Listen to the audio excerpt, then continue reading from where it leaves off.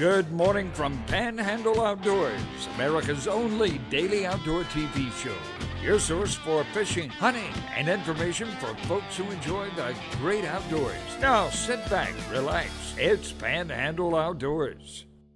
Good morning and welcome to Panhandle Outdoors. Today is Monday, September the 25th, and I'm sitting in for Winston Chester today. I'm Bill Allen, happy to be here. We got a great show lined up for you. We're talking about several things, but especially the last couple of fishing trips, which were outstanding. But we want to jump right in with the weather brought to us by Haney Technical Center. We're looking at a high around 88 with the low of 71.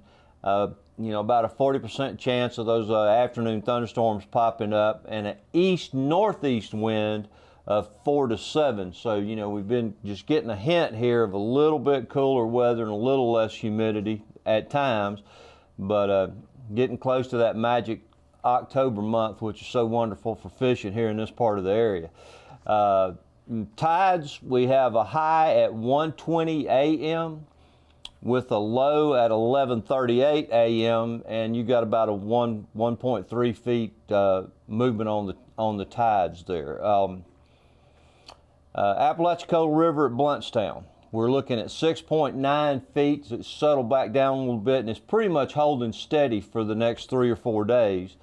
Choctawhatchee River at Caryville is at 8.2. We had a little bump up over the weekend from some of that rain that we had north of here, and it's kind of on a steady fall for the next 3 or 4 days. So we're going to go ahead and take this first break. We got a special guest and we'll be right back. Welcome back. I am joined by a familiar face, one of my oldest friends, fishing partner, and Panama City Mayor, Greg Brudnicki. What's up, Greg? Hey, Bill. Easy on the old. You're substantially older than me, but well, I won't say much about that. We got a couple of great fishing trips to talk about, of which I wasn't on either one of them, so that may have had something to do with it. But just a minute ago, in between times, I got to go into this. We were looking at these Ray's Spec Specials, these little tandem rigs, which are great, but it reminded me, and I said something to Greg about when my dad was a big fisherman, but he loved to go in the wintertime, to the dam when it was open, and I was small, but he'd carry a blanket or something, and once I started freezing, I'd be down on the dam, covered up. But I had forgotten this, and Greg reminded me. But Dad used a couple of these, little lead heads, but he did a tandem rig, but he put bass worms on them. Mm-hmm. And our dads were friends from back in Little League, and go tell the story. I mean, it actually came from your dad, right? Yeah. When you guys used to come in the restaurant a lot, and so they were talking fishing, and there was no man stingray grubs at the time, and what they did was they would buy, and I remember it was like $10 or $12 for a gross of these worms. Now you had black and purple. Yeah, there was a lot of choices. That was your worms. And so my dad ordered them, and he would take those worms and cut them up into 3 pieces, and then use a straight shank hook and put that on, thread it on there just like you do a grub today, mm-hmm. a piece of it, and that was your bait. It was, and then the rest of these things evolved. I'm sure Roy Ray used to do the same thing. Yeah. And then he started, manufacturing those things. But that was it, and it was effective. Yeah, and it was, part out of necessity then too, because of cost, of stuff. So your dad got those. I don't know if my dad got them from him or not when he ordered them, but it brings back those old memories, because we're talking about 50 years ago. 50, at least.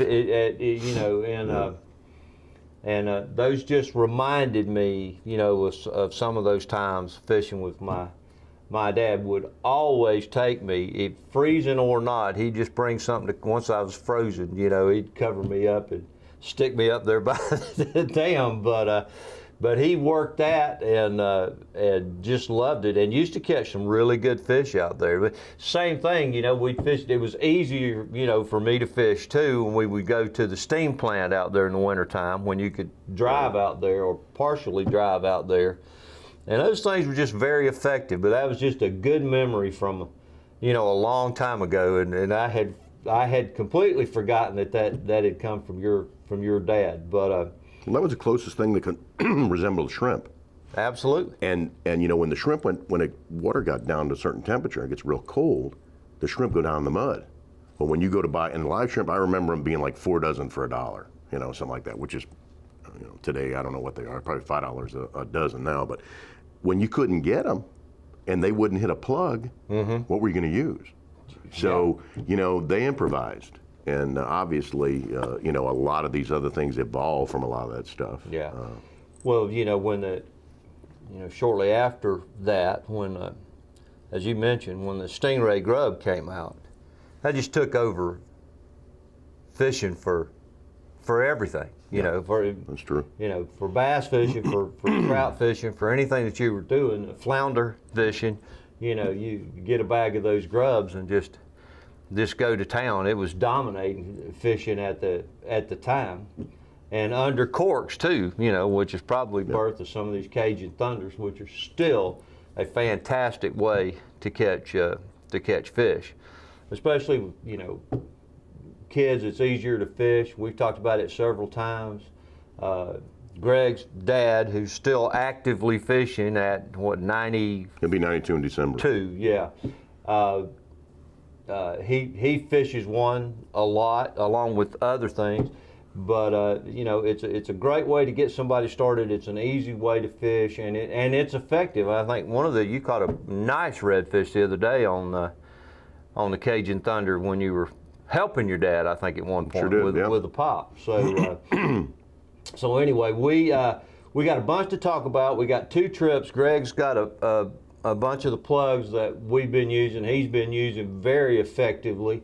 And it's late, it's September the 25th, which is, I don't know what happened to the year, but as the water starts to cool and we get into that magic October month, this is where you really need to be out on the water. Things are going to pick up. It's just going to be, I love October if we get decent weather, cooler water, and cooler weather to boot. So, we're going to talk about what's working now, and same thing's going to be working then. Got another couple of tips for you, but I hope you stay right here, and we'll be back after this break.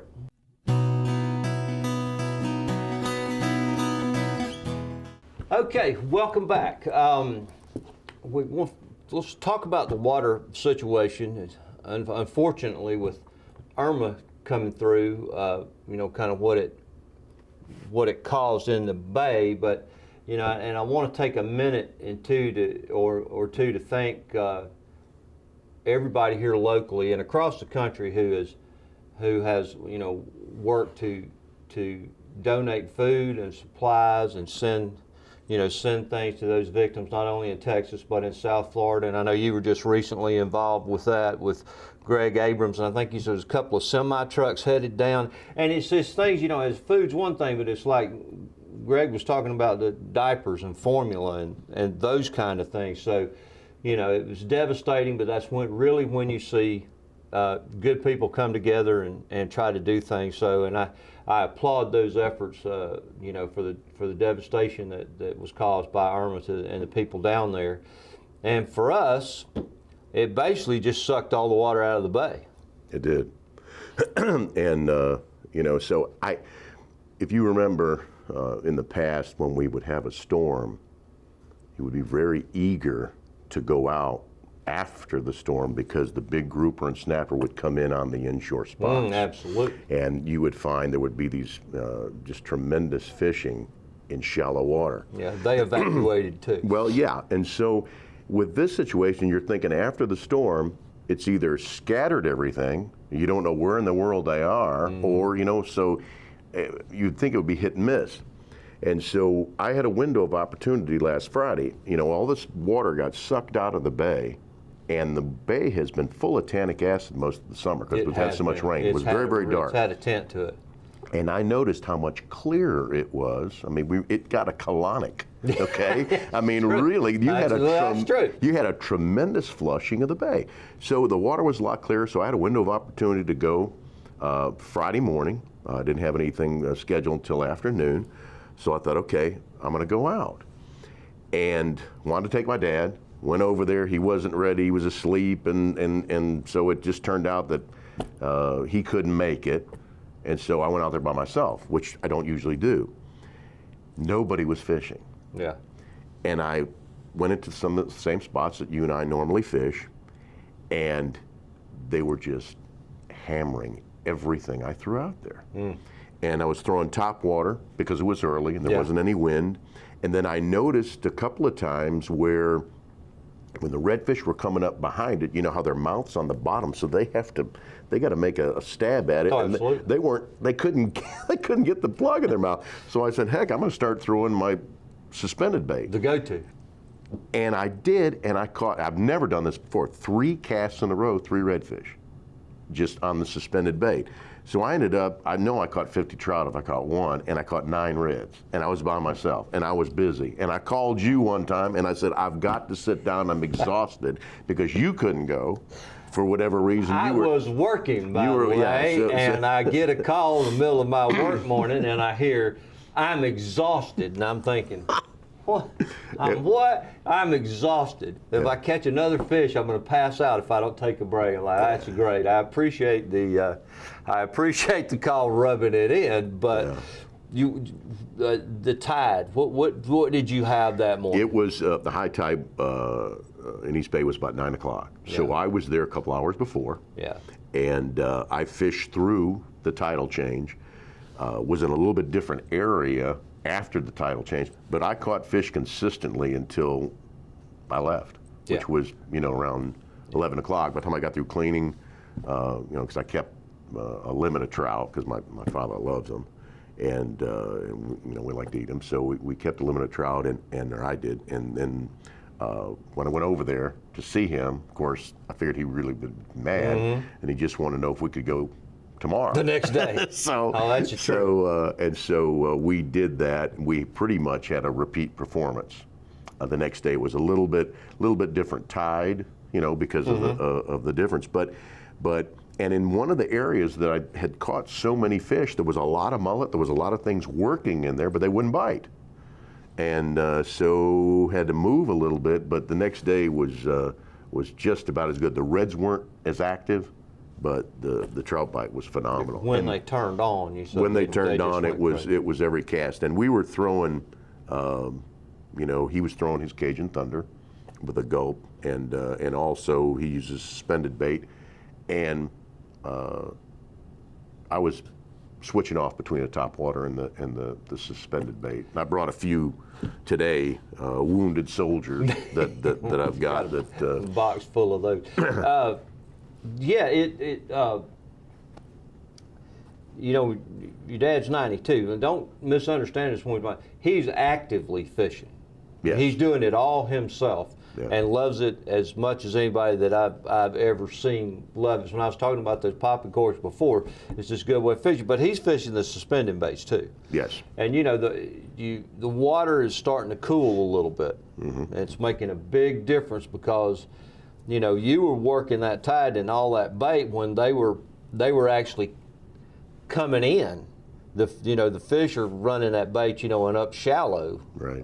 But first where it's been so hot and the water's been so hot, they're reluctant to do it. It's hot up there, and so now you're starting to see more of a push. So, if you're unsure, you see bait. You see birds, you see fish working anywhere near a shoreline.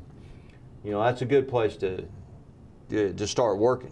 And there is something to the colors. People say, well, they're colorblind. They can't really tell. And it's all about how you're working the bait. But I did notice when I was in just a frenzy where the bite was just amazing, the water is a little bit clearer, and I would throw a darker version of the suspended bait, not get a bite. I tested it out just to see, after getting bite after bite after bite on the lighter colors when the sun was out, and then had another rod rigged up with a darker version of what I was using, and was in the same area and didn't get a smell. So had to be something. And you know, we've talked about it several times. Having multiple rods rigged for different baits, you know, or different colors, you know, like when you're in the middle of catching all those fish, last thing, you know, you want to do is take time to tie on something else or try something else to see if, like Dalton would be in the middle of catching fish and he decides to change his bait because he wants to see if they'll hit everything. Yeah. Drives me crazy. I'll fish one till it has no paint left on it if that's what they're hitting until I'm forced into changing it. But color does matter, because a few years we were over at St. Joe and we were trout fishing and we were side by side obviously in the boat on a real nice drift, which we did several times. And because of the high grass and the water, we're fishing popping corks. He's got a chartreuse head, I've got a red head on there, and you know, he's catching 3 or 4 fish to my one. And I said to him, I said, you think that makes any difference or a big difference here? And we're like, well, you know, I don't know. I cut it off, put the chartreuse head on it, and we caught fish for fish the rest of the time. Absolutely amazing. So, all right, let's take this break. We'll come back.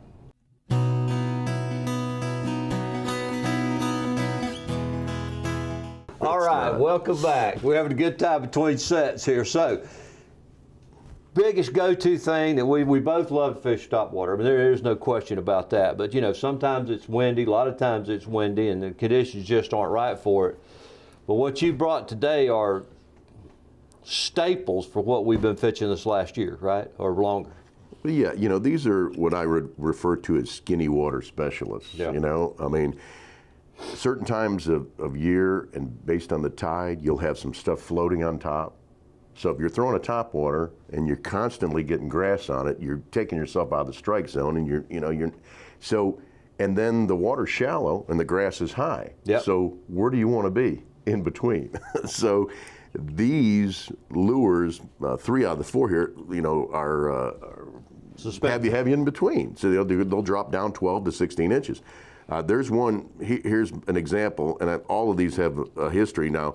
Here's one that this lure is probably a year old. Look how rusty. It's sitting in my garage, or my little area that I redo stuff on, and you can see it's got a lot of bite marks on it. It's caught a lot of fish. These hooks are rusty. It lasted a long time. I still have it. I'm going to put a new set of hooks on it. Here's one here that you look is almost brand new, where I had a big fish rip it off, rip the hook off, and so it. And that's the Paul Brown. And this is the Paul Brown. That's the soft bait. It's the soft bait that I think Paul Brown is the owner of Mirror. So then this is what they call a fat boy. See, it's got a little pudge on it, kind of like me now, and so.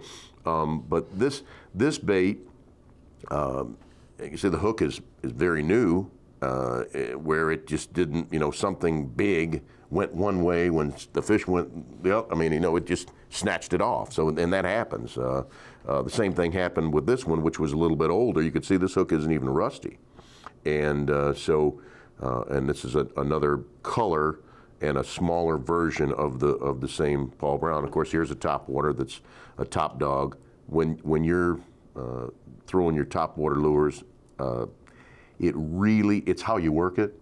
You know, we if you got the right twitch, sometimes fast, sometimes slow. This one is an older one that needs new hooks on it. It survived. I've got some. I've lost them. I got cut off the second or third cast. So, and sometimes they live a long time. So the mortality rate on these, they're not cheap. But then again, too, as opposed to live bait, you know, you can cover so much more water. And you have so many more opportunities, especially when and don't give up when you're fishing these trout and you get a strike. Oh no! And start reeling it in, which I've had people do. You know, that fish. Whoa! Stop. Wait, because he will come back, or she, or whatever. You sometimes will catch a fish on the 3rd or 4th strike, and a lot of times it could be a really good fish. So be patient once they slam it. The biggest tip that you have about that is to stop. Yes, I knew I didn't have to finish that sentence. Yeah, when you throw this lure, and it'll go down to 12 to 14 inches, and you're twitching it, and you're giving it a lot of action, okay, and not moving it fast toward you, but giving it a lot of action, stop. Pause. We probably get, I know you do too, half my strikes when it's sitting dead still after you've been, so make sure you got your slack taken up. Yeah, I was going to say, you really have to mind these your line at that point. They will hammer it when you just pause, because what happens as you jerk it, it comes up. And then it's up on top. Right. Okay. And then when you're jerking it, it's coming out of the water and it's getting all dooflunky. But you want to stop, because when you stop, it'll go back down. And then you start again. But on the pause, I mean, it's so many of those strikes. So these baits have been out for a few years. I know that people use them for walleyes, and up north, I had a friend tell me, but. I have not been using them I've been using them for, I guess, I don't know how long they've been around, 3 or 4 years, but they are phenomenal. They are well worth what you spend for them. Yeah. Especially when you can't find live bait. Well, we started using them, like you said, 3 or 4 years ago. Like anything new come out, we go buy it. But really over the last year or two, that's been the go-to thing.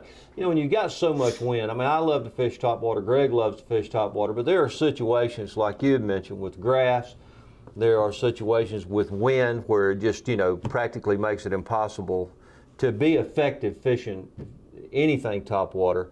But using these, you get below that action, you get below the grass, and as Greg said, you get in that zone, that happy zone where the fish are, they're still eating. You just got to have something to get to them, and throwing something down in the grass, you get into the same problems. These have just been tremendous. And I would caution you, some of you guys using these